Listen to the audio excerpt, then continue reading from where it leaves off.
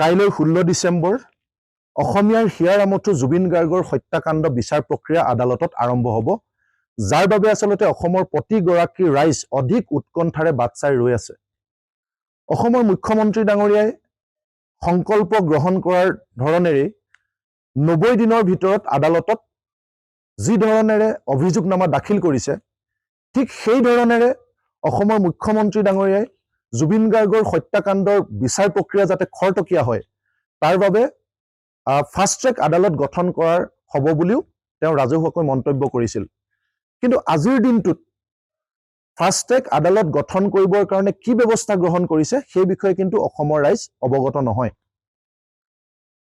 SITয়ে অভিযোগনামা প্ৰস্তুতকৰণৰ সময়ত অসম চৰকাৰৰ এডভোকেট জেনেৰেল গৰাকীৰ লগত আলোচনাত মিলিত হোৱা বুলিও সংবাদ মাধ্যমৰ জৰিয়তে অসমৰ ৰাইজে জানিব পাৰিছিল।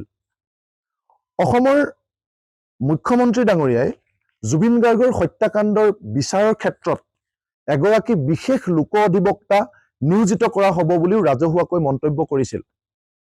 কিন্তু আজিৰ দিনটোত বিশেষ লোক অধিবক্তা নিয়োজিত কৰাৰ কাৰণে কি ব্যৱস্থা গ্ৰহণ কৰিছে অসম চৰকাৰ বা মাননীয় মুখ্যমন্ত্ৰী ডাঙৰীয়াই, সেই বিষয়ে কিন্তু অসমৰ ৰাইজ অৱগত নহয়। যিহেতু জুবিনদাৰ হত্যাকাণ্ডৰ বিষয়টো এটা ফৌজদাৰী গোচৰ, গতিকে আমি আশা কৰিম যে অসমৰ মাননীয় মুখ্যমন্ত্ৰী ডাঙৰীয়াই ৰাজহুৱা প্ৰতিশ্ৰুতি দিয়াৰ ধৰণেৰে এগৰাকী প্ৰতিষ্ঠিত আৰু জ্যেষ্ঠ ফৌজদাৰী গোচৰৰ অভিজ্ঞতাৰে অভিজ্ঞ অধিবক্তা যাতে নিয়োজিত কৰাৰ অনতিবিলম্বে ব্যৱস্থা গ্ৰহণ কৰে, যাৰ জৰিয়তে আচলতে সন্দেহাতীতভাৱে অভিযোগ নামা অনুসৰিয়ে যাতে প্ৰতিটো অভিযোগ আদালতৰ মজিয়াত এষ্টাব্লিছ হয় আৰু জুবিন গাৰ্গ ডাঙৰীয়াৰ পৰিয়ালৰ লগতে অসমৰ ৰাইজে যাতে আশা কৰা ধৰণেৰে ন্যায় লাভ কৰে।